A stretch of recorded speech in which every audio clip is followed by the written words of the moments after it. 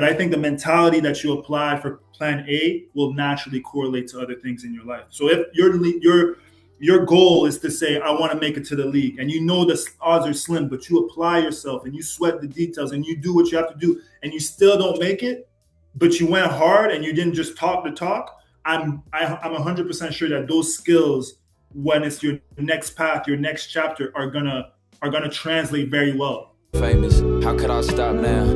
Gotta skip some sleep and put the clock down. Brother left the earth, so now I'm working around the clock to do the things he should have got now. I'm just living life.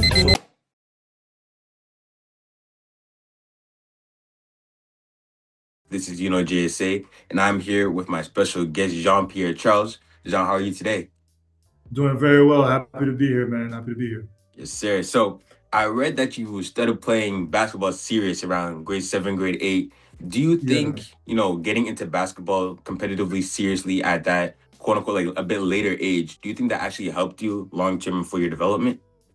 Personally, I think yeah, because I got to try different sports, and you get to bring something from every sport that you learn. I played soccer a little bit. I played football a little bit. As long as you're active and you know what team sports are, I think it's never too late. Like you hear these stories in the NBA of people starting really late. I do think if you start team sports in grade 7 or 8, that is kind of late. But as long as you're in that environment and then you try something new and you might like it, I think it's fine.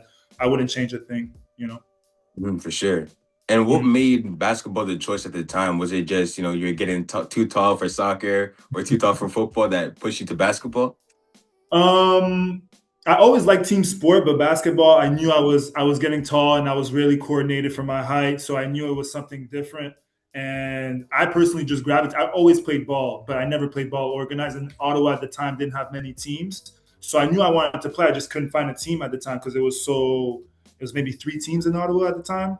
So once I found a team and I found a good coach that could actually teach me the game, it was a done deal from there. But yeah, I got a little too tall for soccer. And then football, I always loved, but it was a competition between football and basketball. And then after 3 months of playing basketball, I was like, yeah, it's basketball. So My sport, yeah. I hear you for sure. And then you start off at your regular public school in Ottawa, then you go to Yeah. Ashbury, then I believe it was Yeah. MCI Prep. Walk me through True. your high school journey and describe that process to a viewer that doesn't know about it. Yeah. So back in time, I went to Franco Cité, a French school. They had kind of sports, but basketball wasn't the focus there. And I think at that point, when I was entering grade 9, I had 2 years of playing club sports, and I had an opportunity to get a scholarship to go to Ashbury. And honestly, I just went for it. I wasn't expecting much, and then when I got it, it was like, oh wow, I'm leaving my friends behind, like the friends that I grew up with, to a completely new environment. And now that I'm in a different world, that I travel, that I've seen so many different parts of the corporate world, for example, it's helped me a lot, being exposed to a different environment as a young kid. And it stays Ottawa, so it wasn't completely unfamiliar. But so from Ashbury, it developed me in areas that maybe Franco Cité couldn't have developed me. I just took what I could from both, exactly. So, and then from there, I went to MCI Prep because I wasn't sure what I wanted to do in college, if I wanted to go to the States, if I wanted to stay in Canada. So that extra year allowed me mentally to just be more aligned with what I wanted to do.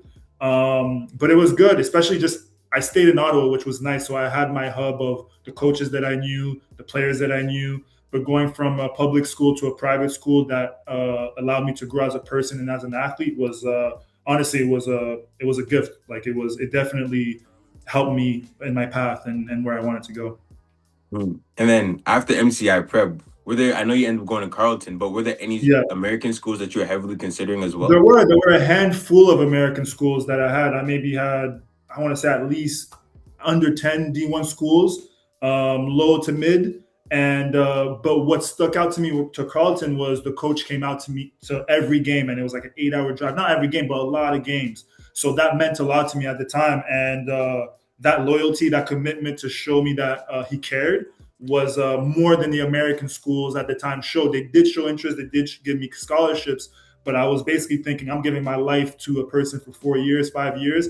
And this person made the effort to drive down every time. And also after a year being away from home, I did miss home, to be honest. And I was like, maybe I'll just stay in Ottawa and grow there. Carleton was a powerhouse at the time, still doing its thing. So it was a tough decision, but it worked out. It worked out at the time. Hmm. And I heard this like quote from you in a previous interview. It says, "I came back to Canada because I felt like I was going to structure," referring to going to Carleton. And do you Yeah. feel like a lot of Canadian athletes nowadays, basketball, football, whatever it may be, do you feel like they underrate the U Sports path or the CIS path? It's completely a different game now. You know what I mean? So it's hard to compare. There are great coaches in U Sports, great talent in U Sports.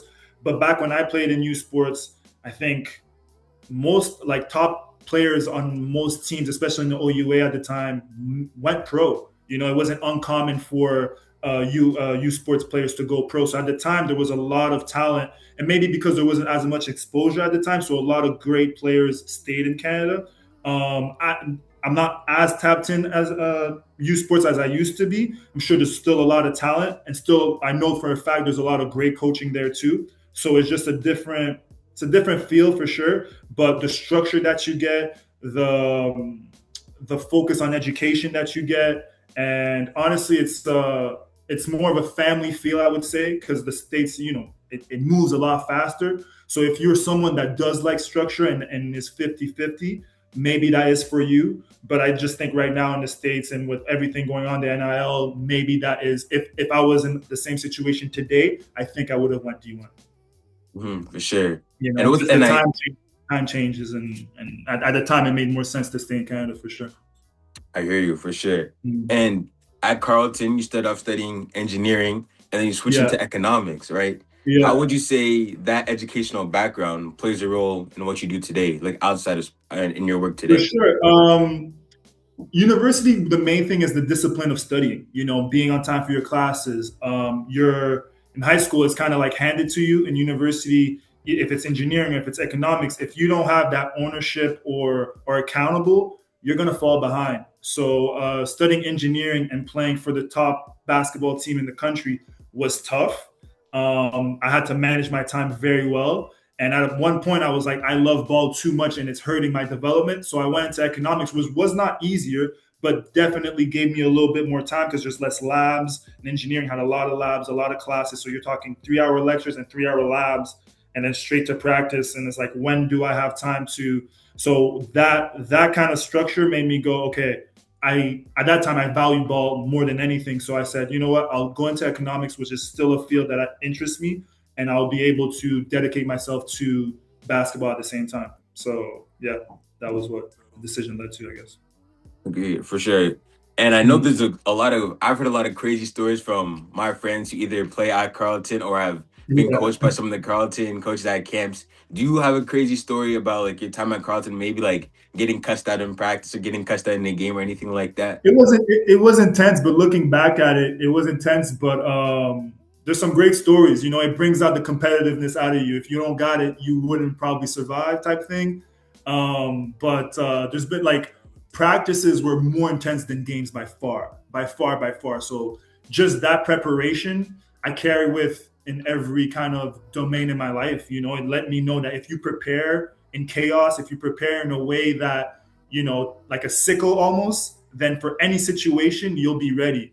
And so the stories that I remember is just, you know, say it's first to 3 wins in a practice and it's 2-2 and we're going at it and no fouls are being called and no one's complaining, no one's doing nothing. People are cussing at each other, but not in a disrespectful way, but more in the sense that like you're who has the bigger dog in them type of thing. So that type of camaraderie with your teammates, those are the stories that I remember the most. And obviously, you remember people stepping up, talking that talk during those moments, and then you talk about it years later. You're like, remember that practice when people were doubting and we came back? So those moments are the moments as a college athlete that I remember the most. Obviously, there's stories about it getting pretty hot, pretty intense. But looking back at it, I think, especially for young men, you develop in those situations. You know, either you fold or you show up, and you have to know also your boundaries in terms of that competitive nature as well. Like you have to know when it's competitive and you want to step up, or when it's like this is too much, this is getting out of place. So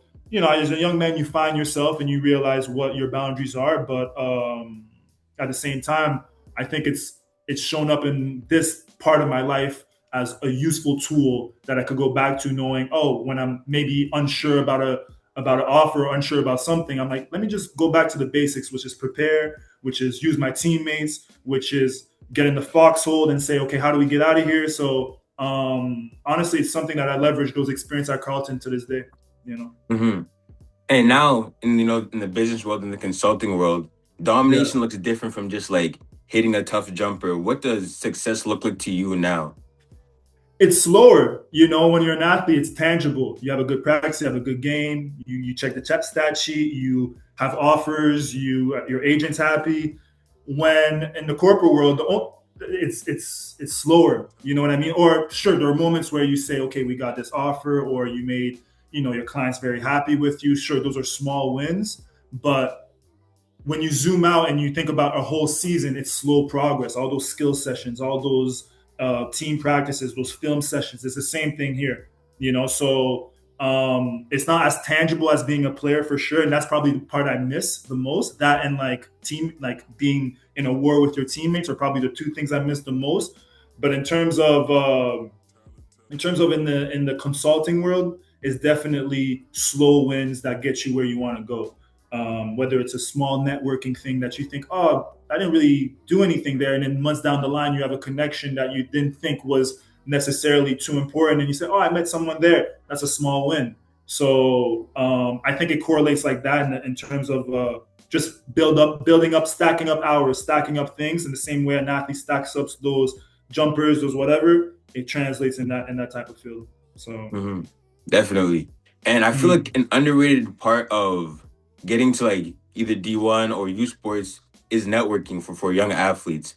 How do you feel like networking translates from sports, or like your ability to network in sports? How do you feel like that is translated to networking within the corporate world as well?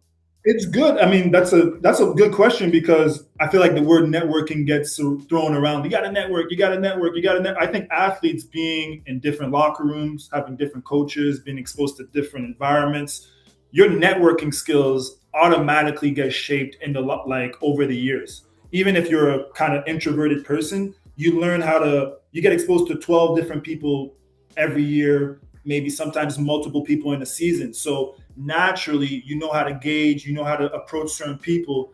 And when you're networking, quote unquote, or you're meeting people and you want to leverage those relationships, you've seen so many different personalities as an athlete, so many different coaching styles as an athlete, you have to adapt to different environments, that networking does come easy, and you take those conversations less emotional, but more transactional, because as an athlete, you receive information and you apply it. And when you're outside of sports, you're able to receive that information. And even if you don't have the tools, you don't think, oh, I don't have the tools. You think, okay, how do I make myself better? So that athlete mindset helps a lot in networking, just because you're focused on result and you've seen so much in terms of adapting to different personality, that you do have an edge in terms of somebody that might have been in the field but hasn't been exposed to 12 different psycho personalities in the sports field, for example.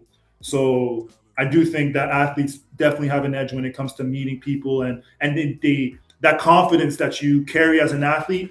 I think you should carry with you wherever you go, because it's going to help you network and meet those people and enter doors that maybe you're not supposed to be in. So yeah. Mm-hmm. And in another prior interview, you mentioned when you play ball, you got to remember to stay true to yourself. My question with that statement is, how did you make sure to stay true to yourself when you made the transition from pro athlete to consultant?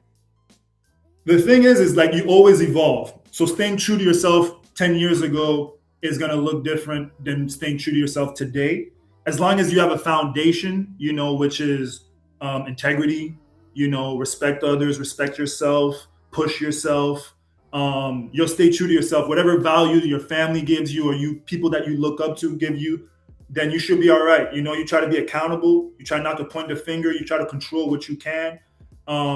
Those things are staying true to yourself, and your beliefs, your belief system. I think when you're going to meet tough times as an athlete, you're going to meet tough times as a professional. But if you have those core belief systems and you go back to your confidence, I think you should be okay. So I think that's how it correlates.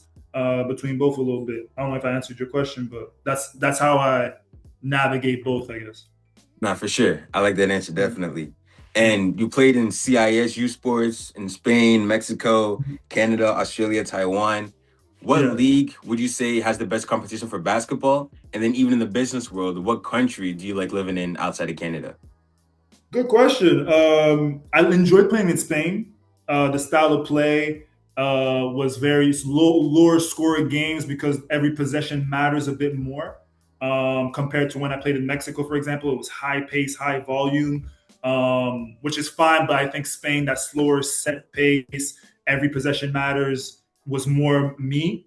Even though in Mexico I maybe played a bit better, but it was also more free. Australia and Taiwan was with Team Canada at the time, so those were experiences that I will remember forever. But it were short stays. But international too was a great exposure to know how basketball is not only played in North America but around the world.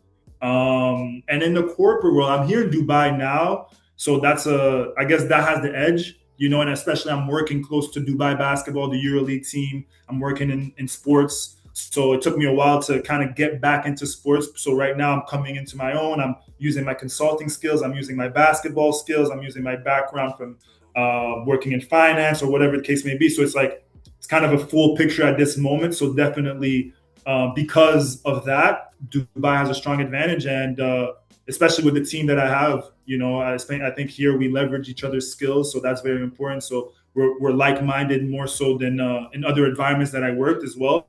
So Dubai definitely has the edge in terms of the environments that I like working in. But then again, I grew a lot in Paris. I spent 4 years in Paris. So as a consultant and working in France, which is a completely different style of work over there, it opened my eyes in terms of saying, okay, this way of working is not the only way of working. I have to adapt to my environment. So I think I learned the most in France, and I'm able to apply everything that I've learned, including in my basketball life in Dubai. So it's more of a full circle here. Yeah, for sure. So Dubai's like where you're able to bring everything together and just like you're in your elements in Dubai essentially. Exactly. So that's tough to compete with. Yeah, for Yeah. sure. And I feel like with most athletes, once they pivot into a new area of life, they either go like one of two paths. Either they're the person to like continue hooping on the weekend, Yeah. or they're the type Yeah. to like never touch a basketball again. How would you, now that you're a sports account manager living in Yeah. Dubai, what's your Yeah. relationship like with sports and particularly basketball? Um, at first I didn't want to see it because it was close to my heart, and I knew I could still hoop. And COVID happened, and I was like, okay, maybe this is when I make my pivot. Maybe this is when I. So at first I was the guy who didn't want to look at it. And then in France, I started coaching a bit. I started being involved with the community a bit more, and I was like, I can't let go of this thing. I love it. I still part of me. It still makes me me. And then in Dubai now that I'm landed here and I've got to meet who I want to meet, etc.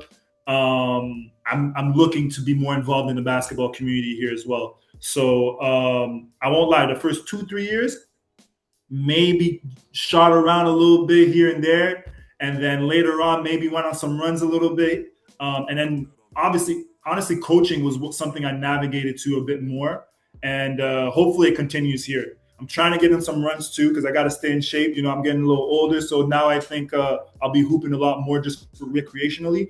But definitely coaching and being around the youth and giving back is something that's definitely gonna be more part of my life moving forward for sure.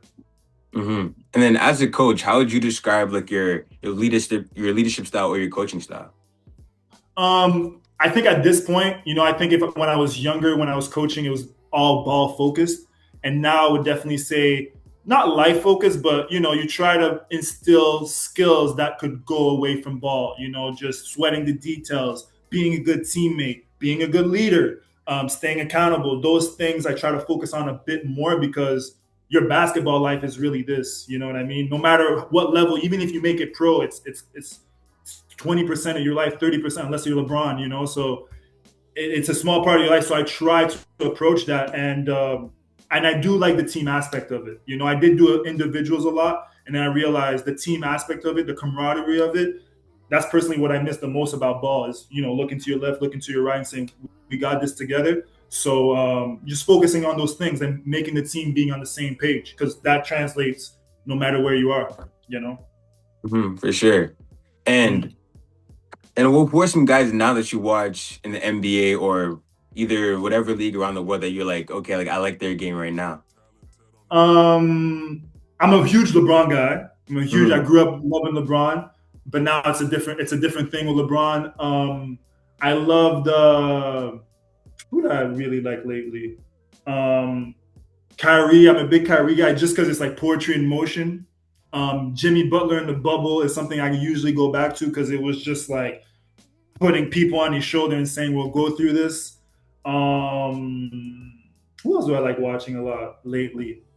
I don't. Luca's a treat to watch, but he's not really offensively. It's amazing, you know what I mean. But the mm-hmm. pace that he plays at, it correlates in defense. So I'm not really. I'm 50% with Luca, but honestly, the game has grown so much at this point where it's like pick your point. Everyone's so skilled that whoever is your favorite player, you'll learn some skills from. But try to pick a favorite player that goes hard for 82 games. It's tough nowadays. You know, it's not common. But yeah, I guess Dame back in the day too was my guy too. But yeah, I think the game is so skilled now that you could put any game on and you're gonna see some stuff that you're like, damn, you know. But the hard part is seeing guys play the whole 40 minutes. That's what's I mean, in playoffs it does happen, but that's what's kind of like a turn off for me now watching the game because it's more, selective playing a little bit. But at the end of the day, it's a beautiful game, and especially in EuroLeague too, which I'm closer to. It feels like it's a full 40 minutes of intense basketball because if you take a quarter off, you might actually lose the game. So that part of it is pretty cool. Definitely. And I believe your league is 10-minute quarters instead of 12 in the NBA, right? So like each Exactly. each possession Exactly. just matters that much more. Exactly. And every loss, every game, like right now, Dubai basketball is like one game outside of the play-in, and it's like they've lost maybe games by two, by one. And when you zoom out, you're like, damn, every possession does matter. So that style of play is more, for me, it's more entertaining for sure. hmm And also, you Mhm. mentioned within your coaching philosophy, your coaching style, how you also try to teach your young athletes lesson that apply to more than just basketball. At Yeah. this stage where you've had your pro career, how do you manage telling your kids, of course, strive for the best, chase the pro dream, but also make sure that you're well rounded within life? Like, how do you balance chasing your goals to the highest degree while also being a functioning human and a functioning capable man in every aspect of life? It's a good question because you don't want to tell them I'm team plan A and plan A, that's it. If you have plan B, that's just a kind of a setup a little bit to say, okay, if that doesn't work, then I have this. But I think the mentality that you apply for plan A will naturally correlate to other things in your life. So if your goal is to say, I want to make it to the league, and the odds are slim, but you apply yourself and you sweat the details and you do what you have to do, and you still don't make it, but you went hard and you didn't just talk the talk. I'm 100% sure that those skills, when it's your next path, your next chapter, are gonna translate very well. You know what I mean? You just have to remind yourself that whatever I did to make it as far as I did in ball, use it as confidence to whatever your next chapter is. So that's what I try to apply. I think going hard is a skill, no matter what your lane is, and it's a skill that can be used in anything in your life.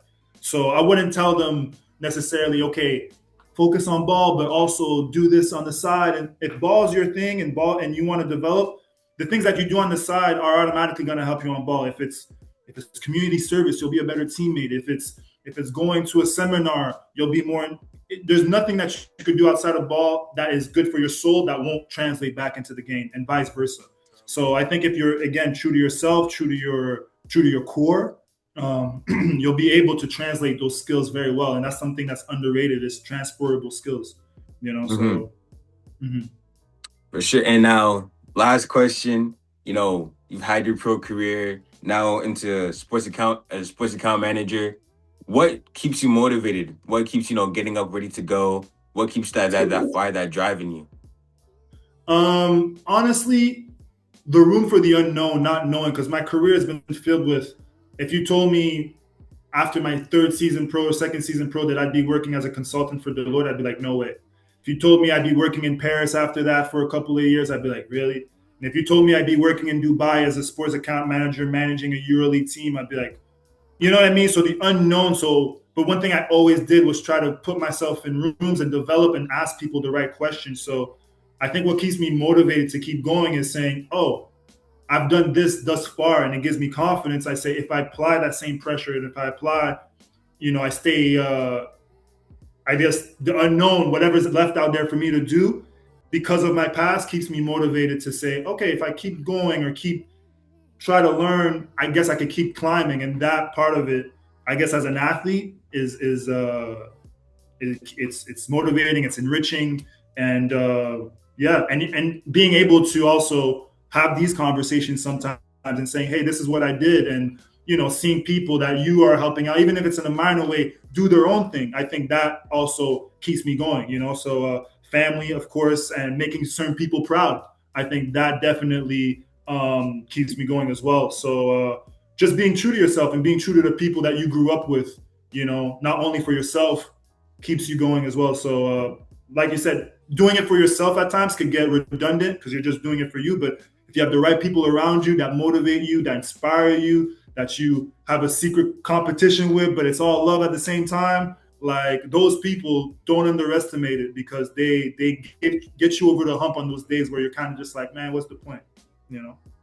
Definitely, for sure. But like I said the last question before, but you mentioned a key point. How important do you think like your circle is in terms of, chasing goals, chasing dreams, like getting to where you need to be? How important is your circle? It's super important. And when I was younger, people would say it's important, but I think now the doors that certain people could open for you is good, but also the accountability system. The people that could tell you, hey, you're slacking, hey, you're not being true, or like just ask you questions. How are things going? And then you're able to assess and you're able to reassess and you're able to say, nah, maybe this lane is not the lane I want to go with, but maybe I could. Those conversations that you could just have about your life, don't underestimate it because it helps you realign. And maybe there's a handful of people you're able to have those conversations with.